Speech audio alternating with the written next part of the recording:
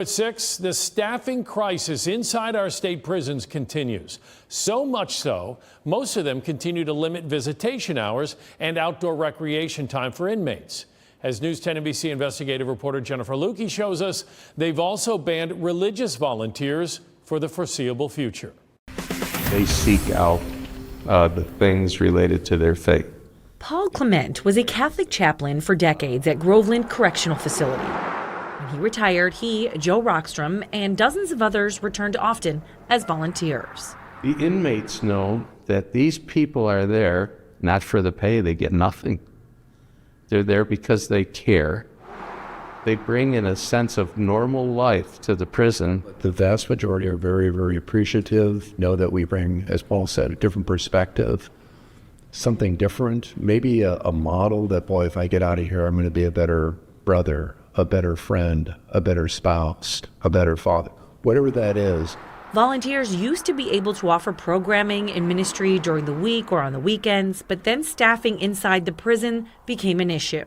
So then it was weekday only, to then suddenly saying, can you do your 3-day retreat in 1 day, to saying, we don't know, we can have it, we'll get back to you. And just before the strike, we can't have any volunteers. We do not have the staff to accommodate that, to be supervising you in a safe and secure environment. So we'll let you know. They're still waiting on that call. There was a severe staffing shortage at all state prisons before the 3-week unsanctioned strike back in February. While a majority of COs returned to the job, thousands of others did not, making a bad situation even worse. The state says it's working to recruit more than 4,000 new officers, but there's no telling how long that will take. Some prisons, like Groveland, are operating at like under 50% of capacity for officers. How are they going to get them all? And what will happen to all the men and women inside these prisons in the meantime? But I really believe the citizens of the state are at a loss. They're at a loss financially in terms of tax dollars going up. They're at a loss at having the potential of better citizens come out of these facilities and minimize recidivism.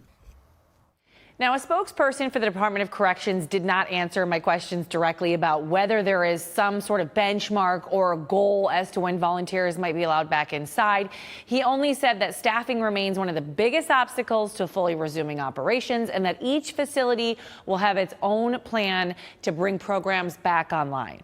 Now, I want to go in depth now on safety since the strike. In the first half of 2025, there has been a double-digit decrease in inmate-on-inmate assaults, inmate-on-staff assaults, and contraband. If those hold for the rest of the year, it'll be the first time in 4 years that they have decreased. The union that represents the corrections officers, Brett, says that the implementation of legal mail scanning in April has significantly reduced the amount of contraband going into prison. We've done stories about that before. They were soaking the mail in liquid drugs and then drying it out, and then you could burn it in there. So they say a lot of that has been cut down, but of course, it's still the staffing that remains the issue. All right. Jen, thank you. Doc says it's offering a $3,000 sign-on bonus for new recruits and referral bonuses and retention bonuses for current staff who stay as the prison system tries to recover.